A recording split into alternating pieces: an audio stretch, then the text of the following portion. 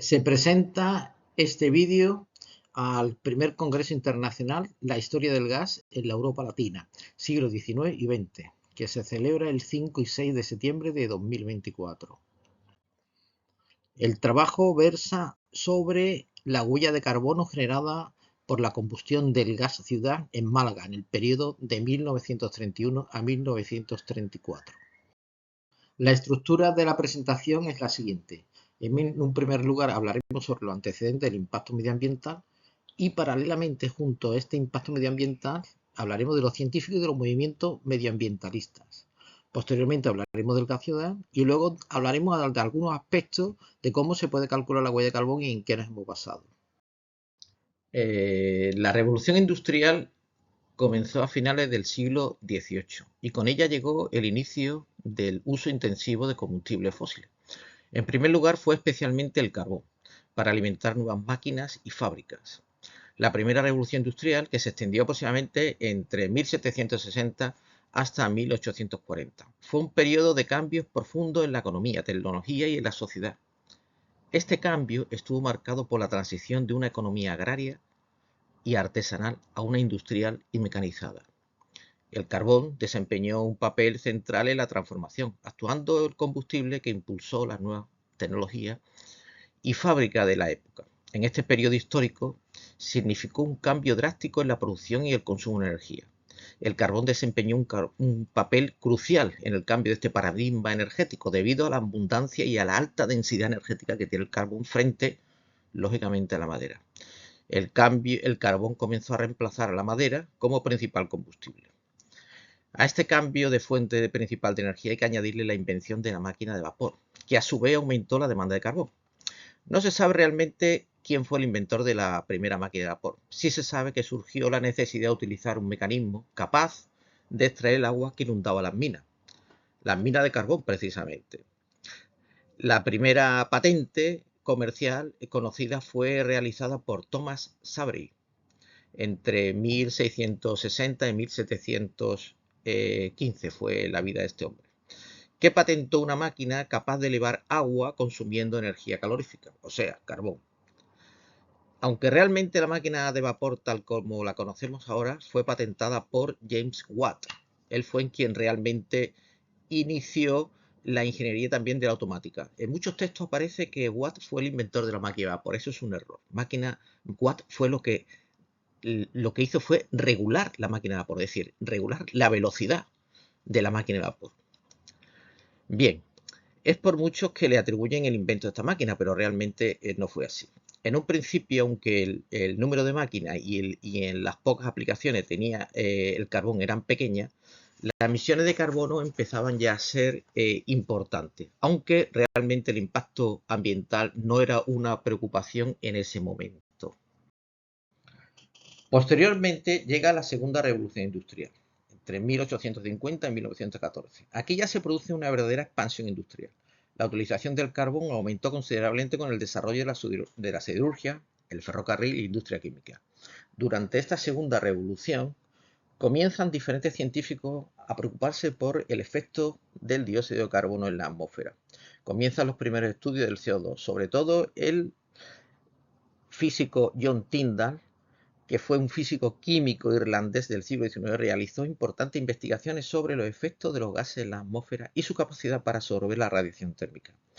Sus trabajos sentaron la base para la comprensión del efecto invernadero y el papel de dióxido de carbono en el calentamiento global. Entre la década de 1850 y 1860, John Tyndall llevó a cabo una serie de experimentos para medir la capacidad de los diferentes gases para absorber y emitir radiación térmica, o sea, el calor. Sus hallazgos fueron publicados en diversas publicaciones importantes que han servido de base sobre todo al final del siglo XX.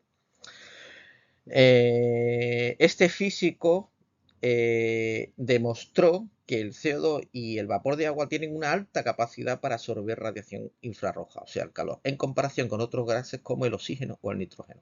Sus experimentos mostraron que incluso pequeñas concentraciones de carbón y vapor de agua podían absorber cantidades significativas de la radiación térmica, lo que sugirió un papel importante en el mantenimiento de la temperatura de la Tierra.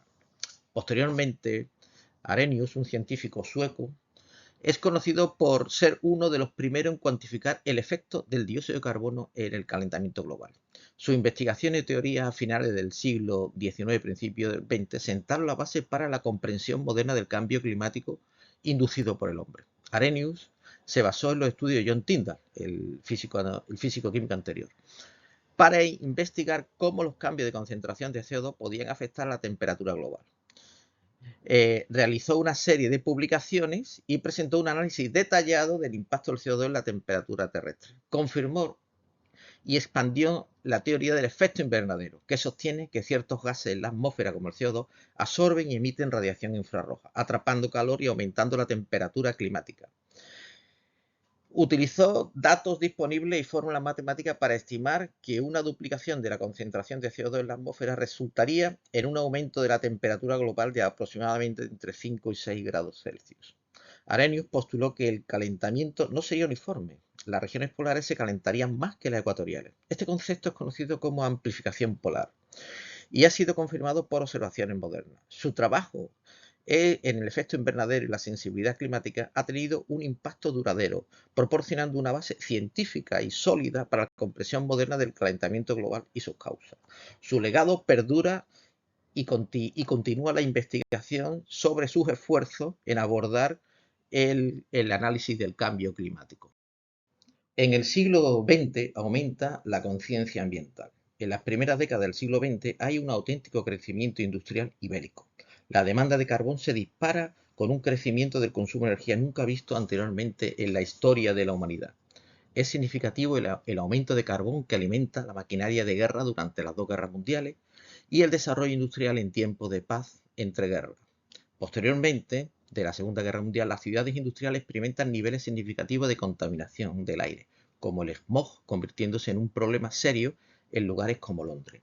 En la década de 1950 y 1960, investigadores como Charles Keeling comenzaron a medir de forma sistemática el CO2 en la atmósfera. De sus datos y análisis, Keeling estableció la famosa curva que lleva su nombre, la curva de Keeling. Esta curva no es más que un gráfico que muestra el aumento continuo de las concentraciones de dióxido de carbono en la atmósfera terrestre desde 1958 hasta la actualidad. Esta curva es una de las evidencias más importantes del aumento de gases de efecto invernadero debido a la actividad humana. Fue creada por Keeling en el laboratorio con las mediciones que realizó en el laboratorio de Mauna Loa en Hawái.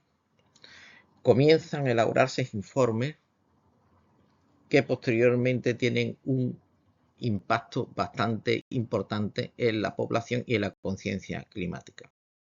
De la elaboración de estos informes tiene especial relevancia el desarrollado por Roger Reville, que advirtieron sobre el aumento de CO2 y su potencial para alterar el clima global.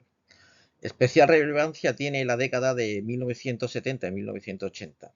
Hay un aumento considerable del movimiento ambiental y aparece un germen de organizaciones que posteriormente dieron lugar a partidos políticos que en décadas posteriores han tenido relevancia incluso en las instituciones. La publicación de libros como Silent Spring de Rachel Carson y la celebración del primer Día de la Tierra, el 22 de abril de 1970, aumentaron la conciencia pública sobre la contaminación y el medio ambiente. En la década de los 80 comienzan los eventos internacionales sobre el clima que tienen gran calado. Un primer paso fue sin duda el Protocolo de Montreal. Aunque se centró en los CFCs y la capa de ozono, marcó un hito en la cooperación internacional para abordar problemas ambientales. Comienzan así políticas medioambientales que tienen gran repercusión en gran conjunto de países a la vez. Posteriormente hay que hacer referencia a tres acontecimientos importantes, como ser la Cumbre de Río, que estableció la Convención Marco de las Naciones Unidas sobre el Cambio Climático y fue un primer tratado global sobre el cambio climático. El segundo y más popular fue el celebrado en Kioto, que da lugar al Protocolo de Kioto en 1997. Representó el primer acuerdo internacional para reducir emisiones de gases de efecto invernadero como meta específica a los países desarrollados. Ahí se crea el IPCC, Intergovernmental Panel on Climate Change, por sus siglas en inglés, creado por la Organización Meteorológica Mundial perteneciente a las Naciones Unidas. Lo subrayo en negrita porque a partir del IPCC se establecen informes y metodologías para reducir la huella de carbono. Otro acuerdo importante fue el celebrado en París en 1915, como fue el Acuerdo de París, un acuerdo global adoptado por 196 países para limitar el calentamiento global al menos en 2 grados Celsius y limitar los niveles de carbono a niveles supuestamente preindustriales, con esfuerzos limitando la temperatura máxima a 1,2 grados.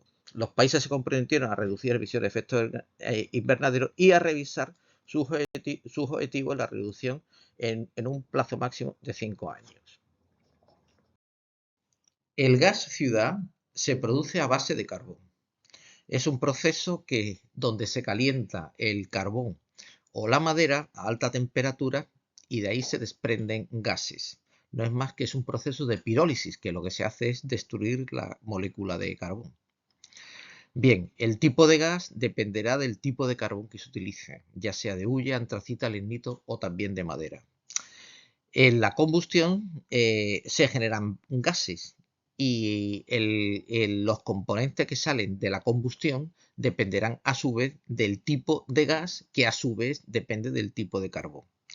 Nosotros lo que vamos a calcular es la huella de carbón de cada uno de estos gases en función del tipo de carbón o madera y daremos un valor de CO2 equivalente que corresponde a la huella de carbono. Vamos a calcular la huella de carbón en el periodo de 1931 a 1943. Para ello nos basaremos en los datos del Sindicato Vertical de Agua, Gas y Electricidad. Vamos a calcular la cantidad de carbón utilizado en la destilación y de la destilación, a partir de los valores de los gases de destilación, analizaremos los componentes del gas según el carbón utilizado.